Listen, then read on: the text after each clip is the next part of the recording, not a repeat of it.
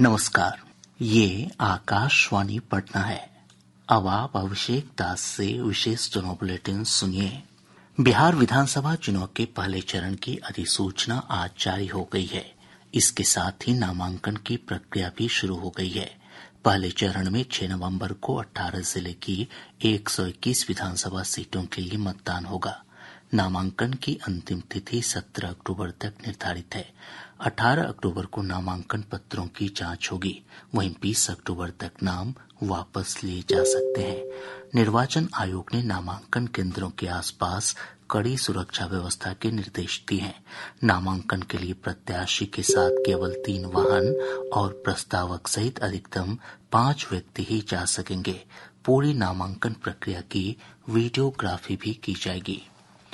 विधानसभा चुनाव को लेकर एनडीए में सीटों के बंटवारे को लेकर बातचीत अंतिम दौर में पहुंच गई है। भाजपा के वरिष्ठ नेता नित्यानंद राय ने आज नई दिल्ली में लोक जनशक्ति पार्टी रामविलास के अध्यक्ष चिराग पासवान से मुलाकात की।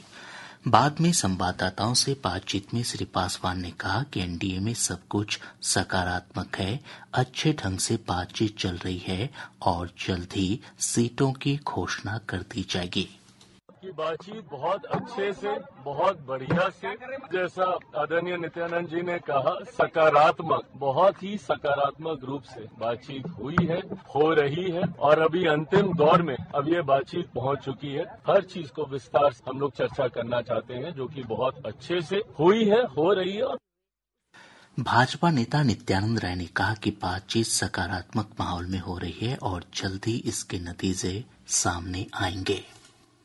कैबिनेट मंत्री श्री चिराग पासवान जी ने बहुत स्पष्ट शब्दों में कहा है और बिहार में एनडीए की सरकार बनाने की उनकी मन की जो योजना है उस पर बहुत विस्तृत से आपको सब सकारात्मक है, कहीं कुछ नहीं है।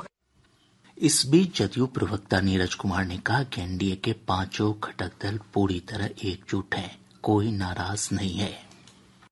एक ही संकल्प है 5 घटक दल का कि 2025 फिर से नीतीश।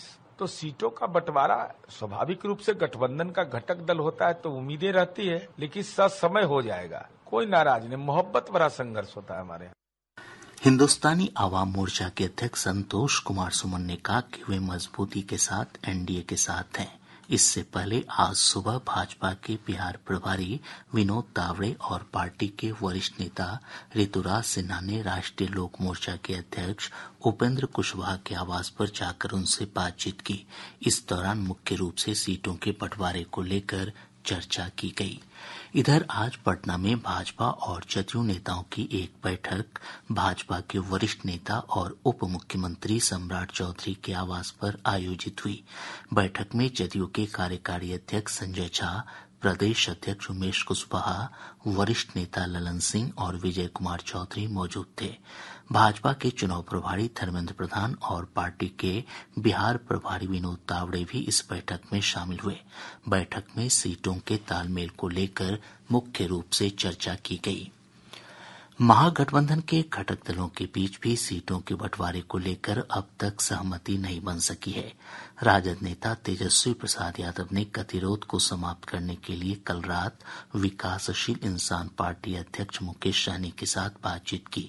सीपीआई और सीपीएम के राष्ट्रीय महासचिव भी सीट बंटवारे के मुद्दे को सुलझाने के लिए पटना में हैं। आज कांग्रेस के वरिष्ठ नेताओं और राजद अध्यक्ष लालू प्रसाद के बीच भी सीटों के बंटवारे को लेकर बातचीत होने की संभावना है। राजद संसदीय समिति की बैठक आज पटना में पूर्व मुख्यमंत्री राबड़ी देवी के आवास पर हुई। बैठक में सीट शेयरिंग सहित उम्मीदवारों के चयन पर विचार विमर्श किया गया। बैठक के बाद पार्टी प्रवक्ता शक्ति सिंह यादव ने कहा कि सर्वसम्मति से राष्ट्रीय अध्यक्ष लालू प्रसाद को चुनाव से संबंधित अंतिम फैसला लेने के लिए अधिकृत किया गया।